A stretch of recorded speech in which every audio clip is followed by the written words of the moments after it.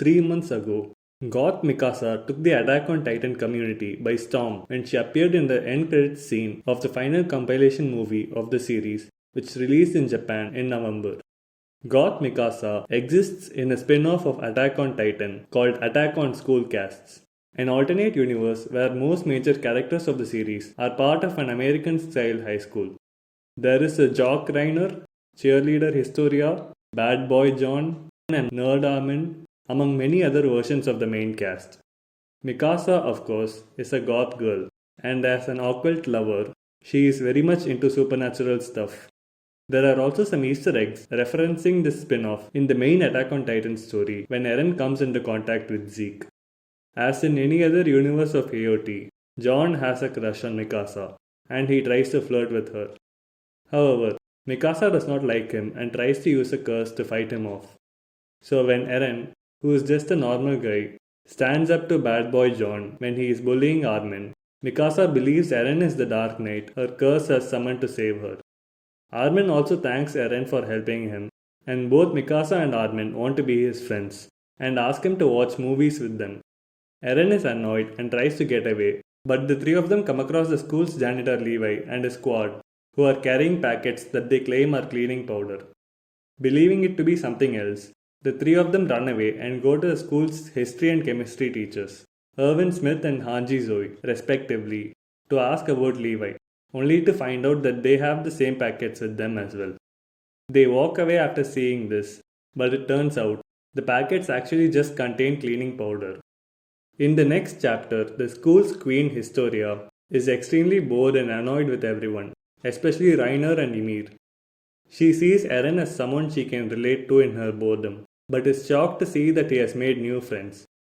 This ticks her off even more and she claims Eren had done something awful to her. After this, Historia's friends start bullying Eren, which was something she neither expected nor wanted to happen. She feels guilty about it, but when Eren finds out about the rumors and confronts her, Historia acts like she didn't do anything wrong. This makes Eren upset and he attacks her by putting his mouth on her head, like a titan devouring its prey, or whatever this is supposed to be. Eren gets beaten up by Historia's friends for it, and the incident goes viral on social media. The rest of the school takes Eren's side and begins bullying Historia and her friends. Historia feels really bad about it, but Eren approaches her and publicly apologizes for what he did, even though he did not do anything wrong in the first place. This stops the bullying and Historia wonders if Eren protected her by lying, but it turns out to be a scheme that Armin came up with to get Historia to owe Eren a favor. While Eren does not care about the scheme, Mikasa appreciates Armin as a fellow follower of the Dark. Later, Eren, Mikasa, Armin and Marco use an Ouija board, and the board surprisingly moves. Marco admits he was the one who moved it, and when the board moves again, Eren asks if he did it again. However, Mikasa and Armin tell him that there was a student named Marco who died in an accident, but somehow Eren is still able to see him. Later, Eren feels bored with his ordinary life, but things take a turn when he hears a scream from the hallway. He rushes out and comes across zombies, created due to a chemical experiment gone wrong. Eren gets excited that his boring life has become interesting and begins fighting them off. However, it all turns out to be a dream, leaving Eren disappointed. After the dream, Eren feels even more bored by his daily life and thinks about creating a threat to humanity to make his life interesting. However, he is interrupted by two kids, Gabby and Falco, who try to recruit him into a religious cult that worships Ymir Fritz. Eren looks at the girl in rags behind them, who is actually Ymir, and tells the two kids they shouldn't force her to help with their recruitment. However, it turns out that he is the only one who can see Ymir, so the cultists kidnap him right in front of Mikasa and Armin, with the aim of trying to understand what their god is saying. The cultists consist of Zeke, Yelena and military officials from the island and Marley, and they are overjoyed when Eren unintentionally confirms that he saw the girl in rags.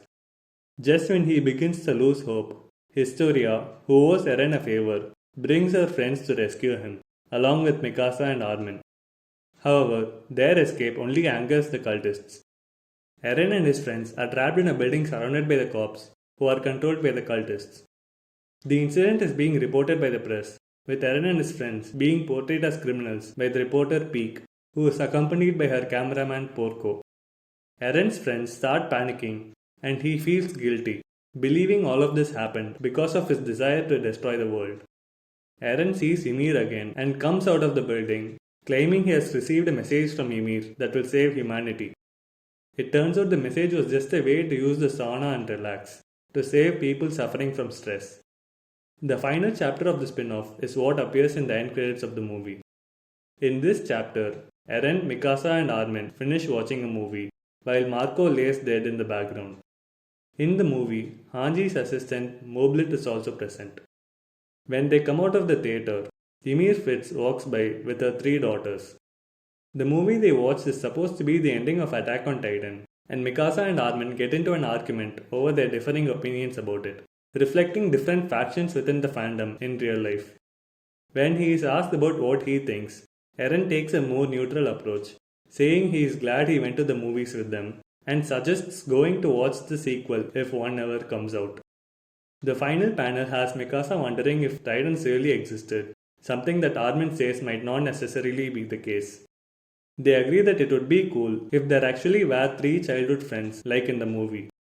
Finally, in the end credits scene of the movie, the camera pans up to a huge tree that looks just like the one in the main Attack on Titan story. Thank you for watching. Like and subscribe for the next video.